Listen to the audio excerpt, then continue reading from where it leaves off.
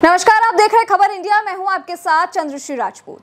केंद्रीय गृह मंत्री अमित शाह ने हैदराबाद मुक्ति दिवस के 75 साल पूरे होने के अवसर पर साल भर चलने वाले जश्न का उद्घाटन किया आज, और प्रधानमंत्री नरेंद्र मोदी के जन्मदिन के अवसर पर एक सेवा कार्यक्रम में भी शामिल हुए। केंद्र ने हैदराबाद मुक्ति दिवस के 75 साल पूरे होने पर साल भर कार्यक्रम आयोजित करने के लिए योजना बनाई थी, और तेलंगाना की सियासत में ये तारीख काफी अहम है क्योंकि मौका है तेलंगाना की आजादी के 75 साल पूरा होने का।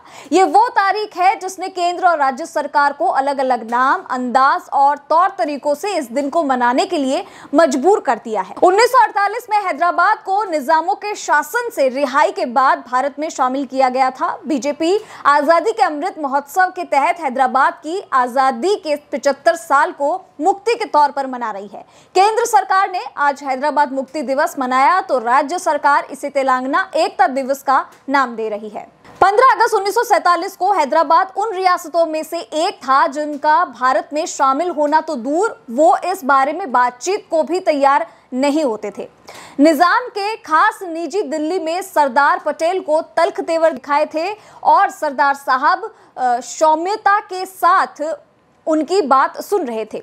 अब बारी थी सरदार साहब के बोलने की। उन्होंने अपने अंदाज में ये बात कह दी थी कि हैदराबाद हमेशा हिंदुस्तान का रियासत रहा है और अब अंग्रेज हिंदुस्तान छोड़कर चले गए हैं, वैसे ही हैदराबाद को अपना निजाम आवाम के हाथ में देना होगा और इसी में आपके निजाम की भलाई है। चलते चलते सरदार साहब ने बड़े ही सौम्यता के साथ कहा कि अपने निजाम को मेरा सलाम कहना। उसके बाद जो कुछ हुआ वो तो इतिहास है। 17 सितंबर 1948 को देश के पहले गृह मंत्री यानी कि सरदार वल्लभ भाई पटेल ने हैदराबाद का देश में विलय कर संपूर्ण भारत का सपना पूरा किया था।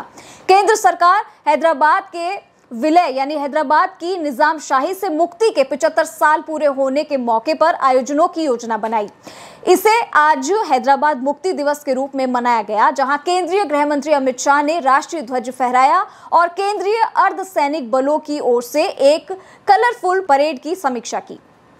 महाराष्ट्र के मुख्यमंत्री एकनाथ शिंदे और कर्नाटक के परिवहन मंत्री बी श्रीरामुलु ने इस कार्यक्रम में भाग लिया, जिसमें 3 राज्यों के 1200 कलाकारों ने प्रदर्शन किया। तत्कालीन हैदराबाद राज्य जो तेलंगाना और महाराष्ट्र और कर्नाटक के कुछ हिस्सों में फैला हुआ था, भारत के सैन्य अभियान के बाद 17 सितंबर 1948 को भारतीय संघ में शामिल हो गया। पहली बार भारत सरकार ने इस अवसर को चिन्हित करने के लिए आधिकारिक समारोह का आयोजन किया है। केंद्रीय गृह मंत्री अमित शाह ने शनिवार को हैदराबाद मुक्ति दिवस यानी कि आज इस तौर पर आयोजित करके एक बड़ा समारोह किया, जिसे उन्होंने संबोधित भी किया और उन्होंने हैदराबाद की मुक्ति का श्रेय सरदार वल्लभ भाई पटेल को दिया।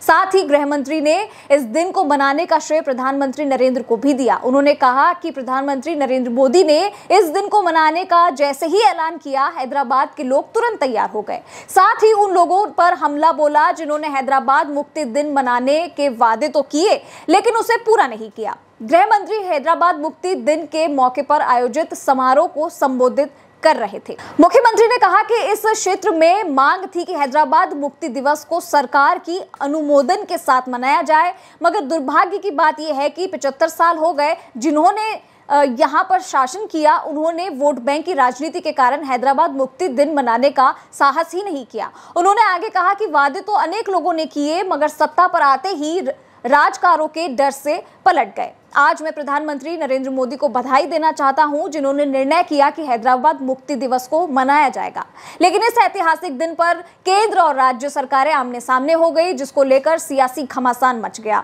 वहीं तेलंगाना में होने वाले विधानसभा चुनाव के साथ ही 2024 में होने वाले लोकसभा चुनाव को देखते हुए बीजेपी बड़ी तैयारी में जुटी हुई है। केसीआर की पार्टी बीजेपी से सवाल कर रही है कि वो 9 नवंबर 1947 को भारत में गुजरात के जूनागढ़ के एकीकरण का जश्न क्यों नहीं मना रही है और सिर्फ हैदराबाद पर ध्यान क्यों केंद्रित करना चाहती है।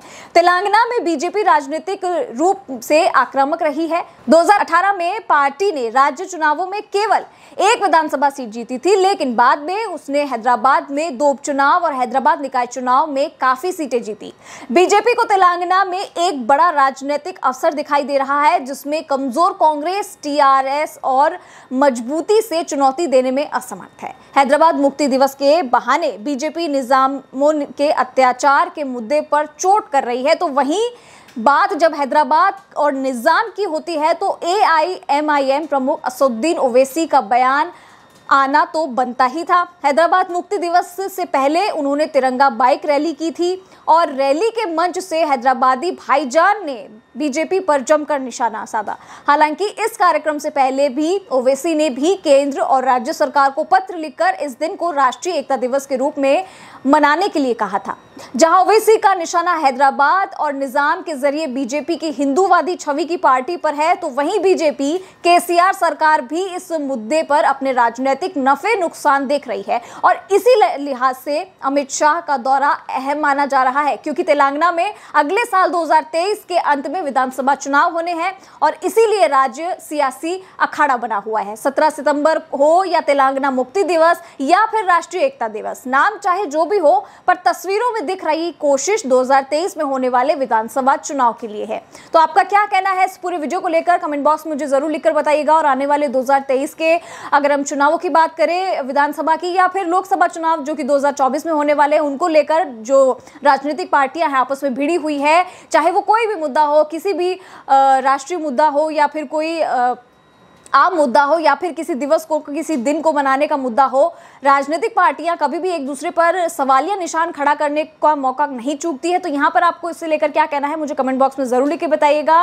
और हमारे चैनल यानी कि खबर इंडिया को लाइक, सब्सक्राइब और शेयर करना ना भूलें और हाँ, बेल आइकन दबाना बिल्कुल मत भूलिएगा। नमस्कार।